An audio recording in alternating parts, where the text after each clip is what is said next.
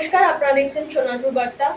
যাদবপুর লোকসভা কেন্দ্রের ফল ঘোষণা হয়ে গেছে এবং যথারীতি রাজ্যের অন্যান্য কেন্দ্রের মতো যাদবপুর লোকসভা কেন্দ্রের তৃণমূল কংগ্রেসের প্রার্থী সায়নী ঘোষ বিপুল ভোটে জয়লাভ করেছে এবং যাদবপুর লোকসভা কেন্দ্রেরই অন্তর্গত সোনারপুর দক্ষিণ বিধানসভা, সেই বিধানসভার মধ্যে রয়েছে কালিকাপুর 2 নম্বর গ্রাম পঞ্চায়েত। এই মুহূর্তে সেই গ্রাম পঞ্চায়েতেরই প্রধান তপন বিশ্বাস মহাশয়কে আমরা সরাসরি সোনারপুর বার্তার পর্দায় আজ পেয়ে গেছি। সরাসরি তার সঙ্গে কথা বলে নেব। প্রথমে সোনারপুর বার্তায় আপনাকে স্বাগত জানাই। এই যে যাদবপুর লোকসভা কেন্দ্রের বিপুল পরিমাণে জয়, কি বলবেন এটা? আমাদের প্রথমত কালিকাপুর পঞ্চায়েতে কোনো অঞ্চল সভাপতি নেই। মাননীয় বিধায়ক লাভলি মৈত্র এবং মাননীয় পঞ্চায়েত সমিতির সভাপতি বলাইদার মাধ্যমে একটি কমিটি করে দিয়েছিল। সেই কমিটির মাধ্যমে আমরা পঞ্চায়েত বিধানসভা লোকসভা ইলেকশনটা করেছি এবং আমাদের ফলটা আরও আমরা আশানুরূপ ছিলাম যে আরও ভালো হবে। কিন্তু বিজেপি কোনো এখানে সংগঠন নেই, সেই কারণে ওরা আবার একটু বেশি ভোট পেয়ে গেছে। কীভাবে পেয়েছে সেইটা আমরা একবার স্কুটারি করে দেখছি, কিন্তু আমরা আশা রাখি পরবর্তী বিধানসভা বিপুল পরিমাণে সোনারপুর ব্লকে কালিকাপুর বিপুল পরিমাণে জয়ের আশা আমরা রাখছি। আর এই যে আপনার পঞ্চায়েতের বেশ কিছু বুথে তৃণমূল কংগ্রেস পিছিয়ে রয়েছে, তো এটার কারণ কি? কোথাও কি কোনো খামতি ছিল? আমাদের কমিটির পক্ষে এবং আমার পক্ষ থেকে কোনো খামতি ছিল না। খামতি যেটুকু হয়েছিল আমরা নিজেরাই বুঝতে পারিনি যে কীভাবে বিজেপি ভোটগুলো বেশ। যদি সিপিএম পেতো আমরা সেটা জানতে পারতাম যে সিপিএমের একটা সংগঠন আছে, সেখানে কিছু ভোট পেয়েছি, কিন্তু বিজেপির কোনো সংগঠন নেই। তারা ভোটার স্লিপ দেয়নি, দেয়াল দেখা হয়নি, অতএব তারা ক্যাম্পেও ভালোভাবে বসেনি, কিন্তু সেখানে বিপুল পরিমাণে তারা একটা ভোট পেয়ে গেছে বিক্রমকে। আপনার এলাকা থেকে লিড কত আছে? 538টা অঞ্চল।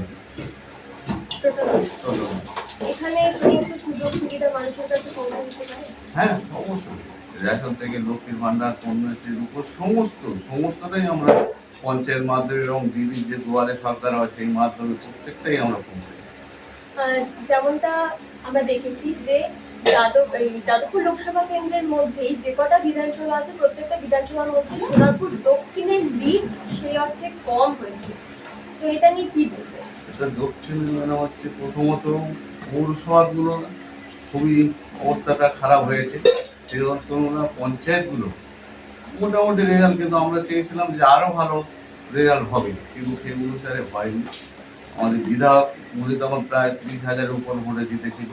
এবারে যেটা লোকসভা 2,400 ভোটে জেতা হল, কিন্তু ব্যাপারটা পৌরসভাগুলো প্রচণ্ড পরিমাণে লস হয়ে গেছে এবং লোকসভায় আমরা আশা করিনি যে রেজাল্টটা এতটা কম হবে। আমরা আশা করছি বিধানসভার থেকে রেজাল্ট অনেক বেশি রেজাল্ট। এই যে হলো না আশানুরূপ ফল, এর কারণ কি? কোথাও কি কাজ করতে অসুবিধা হয়েছিল, সেই জন্যই কি মানুষ মুখ চিরিয়ে নিল? না, কাজ আমাদের প্রচুর পরিমাণে হয়েছে। আমাদের এমএলএ ম্যাডাম এবং বলাইদার মাধ্যমে বড় বড় কাজ 5টি হয়েছে, আরো 3টি স্যাংশন হয়ে গেছে এবং পঞ্চায়েত থেকে প্রচুর কাজ হয়ে গেছে, প্রচুর। এবং আমাদের এই মুহূর্তে প্রায় 50 লাখ টাকার মতন টেন্ডার সব কমপ্লিট হয়ে গেছে। আমাদের কাজের দিক থেকে কোনো কম নেই। পঞ্চায়েতগুলো যে কটা 6টা যে পঞ্চায়েত রয়েছে সোনারপুর দক্ষিণের মধ্যে, সেখানেও একটি পঞ্চায়েতে পরাজয় হয়েছে। তো এটাকে নিয়ে কি বলবেন? সেখানে বাকি পঞ্চায়েতগুলো সেই অর্থে ভালোই ফল করেছে। নাগরদুলিয়া পঞ্চায়েতের ব্যাপারটা মাননীয় যে সভাপতি ছিল বলাই চন্দ্র বারিক, আমাদের দাদা বলি, উনি এই কটা পঞ্চায়েতের উপর এত পরিমাণে পড়েছিল, যার ফলে নিজে পঞ্চায়েতে কোনো সময় উনি দিতে পারেনি। যার ফলে যারা প্রধান ছিল এবং সদস্যরা ছিল সেই হিসাবে কাজ কতদূর করেছে ওখানে তো আমার জানা নেই, কিন্তু পঞ্চায়েত সমিতি প্রত্যেকটাই আমাদের এই কালিকাপুর 1, 2, প্রতাপনগর, সোনারপুর প্রত্যেকটাই উনি যথা সময় দিয়েছে এবং রাত 10টা 11টা পর্যন্ত করে সময় দিয়েছে এখানে প্রত্যেক, যার ফলে ওনার অঞ্চলটা একটু খারাপ হয়ে গেছে। যেমনটা শোনা যাচ্ছিল যে কালিকাপুর 2 যে পঞ্চায়েত সেখান থেকে লিড আসবে না এমনই শোনা যাচ্ছিল, কিন্তু সেখানে দেখা গেল যে লিড এলো, এটা নিয়ে কি বলবেন? না, আমরা তো যত পরিমাণে ম্যাডাম কাজকর্ম করেছি এবং সহযোগিতা মানুষের সাথেও রেখেছি। আমরা লিড যেটা বলেছিল আইপ্যাক থেকে হবে না, আমরা নিজেরাই কনফিডেন্স ছিলাম যে আমাদের হচ্ছে লিড আরো বেশি বাড়বে। আমরা নিজেরাই তো আশানুরূপ নয় যে এত কম পরিমাণে লিড হবে। আমরা চেয়েছিলাম আরো বেশি আমাদের লিড হবে এবং আগেও ছিল। তো এই মানে কমটা হলো কি কারণে? এবং কমটার কারণ ওই যে বললাম বিজেপি দেয়াল লেখানি বাড়ি ভোটার স্লিপ দেয়নি, ওদের কোনো ক্যাম্পেইনে কি করে কেন্দ্র ভিত্তিক ভোট এটা দাঁড়িয়েছে, যার ফলে বিজেপি ভোটটা সেখানে পজিশনে পেয়ে গেছে। কিন্তু এটা কাজ তো আপনারা কাজ করেছেন। আমরা বিজেপির কিন্তু এলাকায় কোনো ভূমিকা নেই, মাননীয় নরেন্দ্র মোদীর কোনো ভূমিকা নেই। আমাদের বাংলায় 100 দিনের কাজ এবং আবাস যোজনার যে টাকা উনি দিচ্ছে না, সেও তো দিদি হচ্ছে 100 দিনের কাজ দিয়েছে, আবাস যোজনার টাকাও দেবেছে, কিন্তু কেন্দ্রে কোনো রকম এখানে কোনো কাজ নেই, ওদের সংগঠন নেই। কিন্তু ব্যাপারটা কেন্দ্রভিত্তিক ভোট কিভাবে সেখানে একটু বেশি পেয়ে গেছে, আমরা নিজেরাই সেই আশার নয়।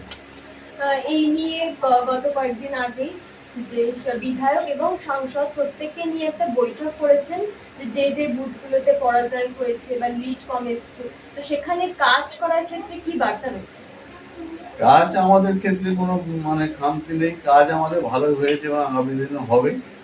আমাদের হচ্ছে ম্যাডাম যে সায়নী ঘোষ সাংসদ, উনি হচ্ছে 22 তারিখে হচ্ছে দিল্লি যাবে, জুলাই 3-4 তারিখে আসবে।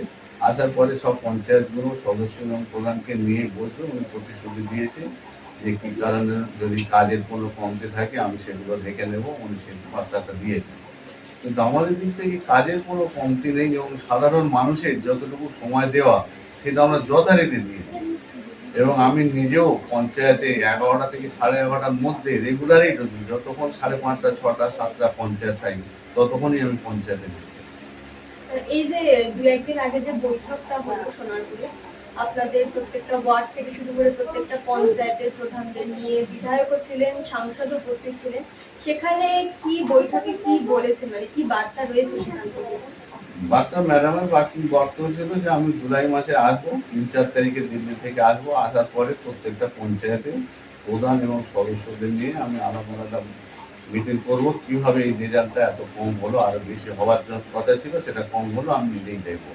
এবার এই পঞ্চায়েতে সবকটাই অঞ্চলে উনি আছে। আর যে বুথগুলোতে পিছিয়ে রয়েছে সেগুলোতে মানে কিভাবে কাজ করতে হবে এই নিয়ে কি কিছু বলেছেন? কাজের দিক থেকে আমরা তো কমতি করিনি, মানে কাজ প্রচুর করেছি এবং সামনে আমাদের যে কোনো টেন্ডার হয়েছে সেগুলো অবিলম্বে হবে। কাজের দিক থেকে আমাদের খুব একটা কমতি নেই, প্রচুর কাজ করা হয়।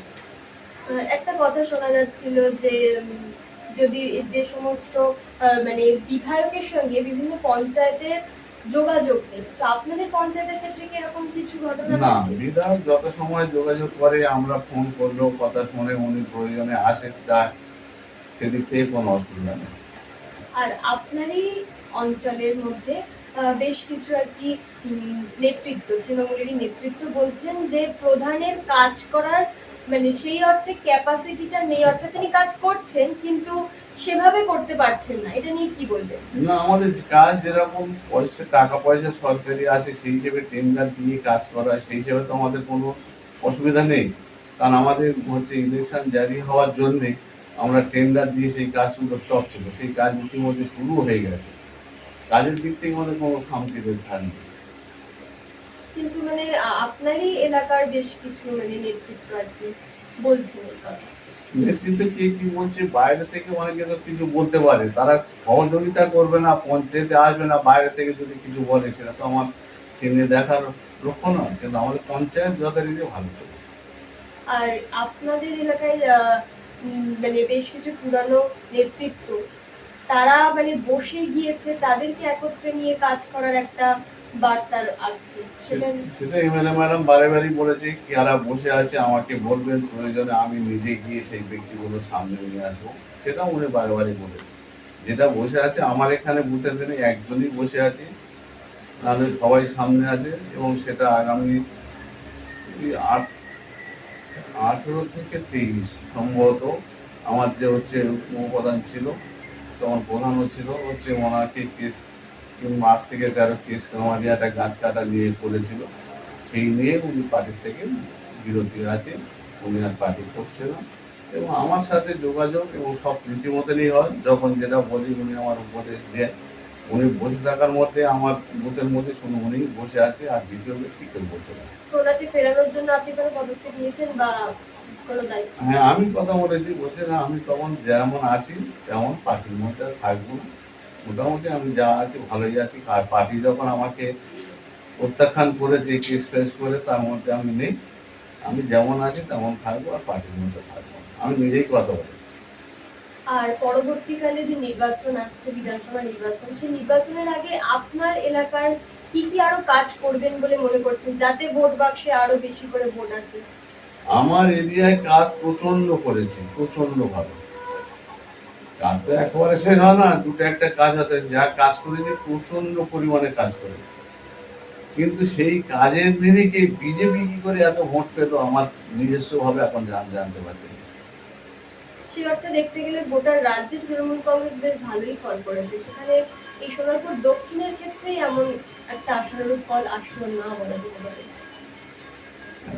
সেটা ওই পঞ্চায়েতগুলো তো কমে গেছেই, আর বিশেষ করে পৌরসভাটা হারটা কমে গিয়ে সেখানে হচ্ছে আমাদের হচ্ছে মানে কি বলবো ভোটারটা অনেকটাই কম পেয়ে গেছে ভোট, যার ফলে লিডটা কম হয়ে। আগে তো পৌরসভার ভোটটা অনেকটা লিড ছিল, আগে লোকসভা, এবারে লোকসভা ধরে পৌরসভার গুলো আমার খুব কম। সেই অর্থে দেখতে গেলে পোলঘাট গ্রাম পঞ্চায়েত বেশ খানিকটা লিড হ্যাঁ, দিয়েছে।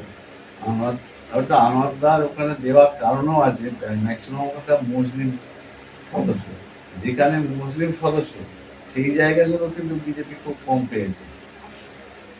বাদ বাকি যেগুলো হিন্দু এরিয়া সেই জায়গাগুলো বিজেপিতে মানে সংখ্যালঘু ভোটের কথা হ্যাঁ বলছেন। সংখ্যালঘু ভোট ওই কোলঘাট পঞ্চায়েতে কাজ দিয়ে গেছে। এই যে পঞ্চায়েতগুলোতে যে অল্প লিড পেলেও জয় হয়েছে, এখানে কি লক্ষ্মীর ভান্ডার একটা ফ্যাক্টর কাজ করেছে বলে মনে করছেন? অবশ্যই লক্ষ্মীর ভান্ডারটা সর্বত্রই কাজ করে, সর্বত্রই লক্ষ্মীর ভান্ডারটা। আপনার এলাকার মানুষ যারা রয়েছেন মহিলারা প্রত্যেকের কাছে কি পৌঁছেছে লক্ষ্মীর হ্যাঁ, ভান্ডার? লক্ষ্মীর ভান্ডার করছে। কারণ ওই 6 মাস 5 মাস 4 মাস অন্তর যে দুয়ারে সরকার আছে ওখানেই মানুষ তো একদম দিলে কৃষক বন্ধু দুয়ারে সরকার যাবতীয় কাজ ওখান থেকেই যাচ্ছে। যেটুকু অবশ্যই থাকছে পঞ্চায়েতে জমা দিচ্ছে, আমরা ব্লকে দিয়ে সেগুলো ওখানে। আর এই যে পরবর্তী নির্বাচনের আগে এই যে যে বুথগুলোতে আপনাদের হার হয়েছে, সেখানে কিভাবে কাজ করার কথা ভাবছেন? কাজ আমরা প্রতিটা বুথেই প্রায় কম বেশি সমান কাজ করেই যাচ্ছি। কাজ এটাও খারাপ হয়েছে বলে সেই রেখে কাজ করবো না তা নয়।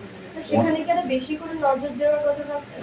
মোটামুটি নজর সবটার উপরে আমাদের রাখতে হবে, সেখানে হেরে গেছে বলে যে বেশি দেবো আর লাস্টে জেতা বুথগুলো হবে না, সেখানে কাজ কম বেশি একটু আধটু হয়তো হবে, কিন্তু সব বুথেই আমরা কাজ করছি এবং করবো। আমরা কথা বলে নিলাম কালিকাপুর 2 নম্বর গ্রাম পঞ্চায়েতের প্রধান তপন বিশ্বাস মহাশয়ের সঙ্গে। তিনি যেমনটা বললেন যে তার এলাকায় যথারীতি কাজ হয়েছে এবং আগামী দিনেও হবে, এবং যেমনটা তিনি বললেন যে পরবর্তী বিধানসভার আগে তারা যেমন ভাবে কাজ করছিল তেমন ভাবেই কাজ করবে। যেই যেই বুথগুলোতে তৃণমূল কংগ্রেস পিছিয়ে রয়েছে সেখানেও যেমন ভাবে কাজ হচ্ছিল তেমন ভাবেই হবে, যাতে পরবর্তীকালে লিড আরো ভালো আসে সেদিকেই তারা নজর রাখবেন। ক্যামেরায় গৌরবের সঙ্গে ঋষিতার রিপোর্ট, সোনারপুর বার্তা।